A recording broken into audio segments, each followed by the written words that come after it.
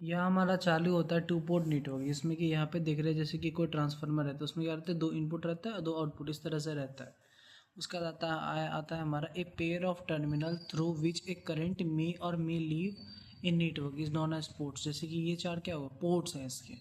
तो क्या बोला गया, उसका आता है examples of one port network. One port network का एग्जाम्पल क्या होगा, register, inductor, capacitor. Example two port का नेटवर्क ट्रांसफार्मर हो गया, ट्रांजिस्टर हो गया, ये सब टू पोर्ट्स के एग्जाम्पल आते हैं।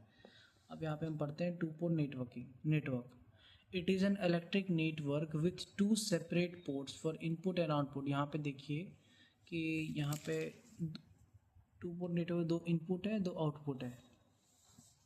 उसके बाद बोला गया यहाँ पे to characterize a two port network requires that we relate two port characteristic two port requires that we relate the terminal quantity V1 V2 I1 I2 out of which two ports are independent, two are dependent।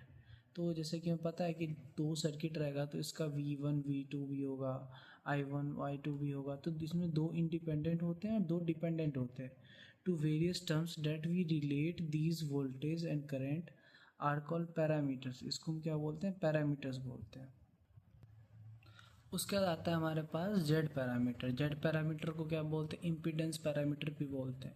तो इसमें हम लोग को Z का value, जैसे कि V1 का क्या, V1 निकालने के I1 प्लस I2, इस तरह से सपोज मान लेते हैं कि V1 V2 in terms of I1 I2 के टर्म से लिखते हैं।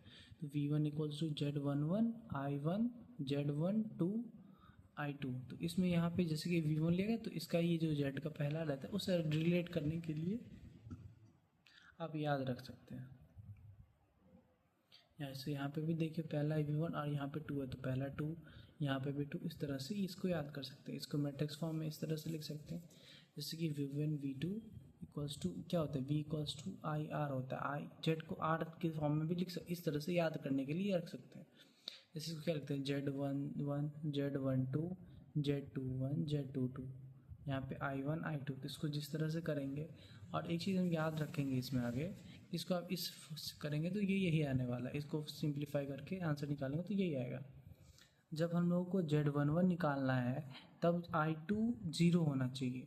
जैसे Z1 का वैल्यू निकालेंगे तो ये जो हमारा I2 ये 0 होना चाहिए, और अगर Z22 वाले का निकाल रहे हैं तो I1 0 होना चाहिए। देखिए यहाँ पे जैसे Z11 है तो यहाँ पे वोल्टेज V1 पहला ले लिए, V यहाँ पे 1 I1, और इसमें क्या क्या I2 0 होना चाहिए। Z21 के लिए V2 I1, और इसमें भी I2 0 होगा। यहाँ पे जो भी रहेगा वो इसका 0 होना चाहिए। I2 इसमें भी 0 होगा। और इसके बाद आता है हमारे पास, जैसे यहाँ पे क्या था I2 के लिए Z21, तो I1 इसमें 0 होना चाहिए। तो देखिए यहाँ पे I1 0 है, और Z22 के लिए V2/I2 यहाँ पे I2 0 है। Z11 open circuit input impedance है, और Z12 यहाँ पे क्या, open circuit transfer impedance port 2 के लिए। उसके बाद आता है हमारे पास Z21 भी हमारा ओपन सर्किट ट्रांसफर इम्पिडेंस है पोर्ट 2 से 1 के लिए। ये पोर्ट 1 से 2 के लिए था, ये हमारा पोर्ट 2 से 1 के लिए Z21। और Z22 क्या है, ओपन सर्किट आउटपुट इम्पिडेंस है। उसके बाद यहाँ देखिए ये हमारा सर्किट बनाया हुआ है ट्रांसफार्मर का, ये दिया गया है I1 हो गया I2 हो गया। फॉर फाइंडिंग इसमें निकालना है, जैसे कि Z11 Z21, तो यहाँ पे क्या दिया गया I2 equals to 0, Z12 equals to क्या आता है, क्या पता है हमें कि V1/I2। तो यहाँ पे क्या लिखा है, I2 यहाँ पे लिया गया, और Z22 को V2/1 for finding Z11 and Z22, क्योंकि यहाँ पे ये निकालना है।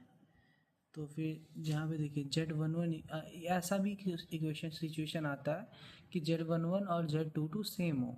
जब Z11 और Z22 सेम होता है तब सिमेट्रिक नेटवर्किंग बोला जाता है उसको। जब Z12 और Z21 सेम हो तो रेसिप्रोकल नेटवर्क बोला जाता है।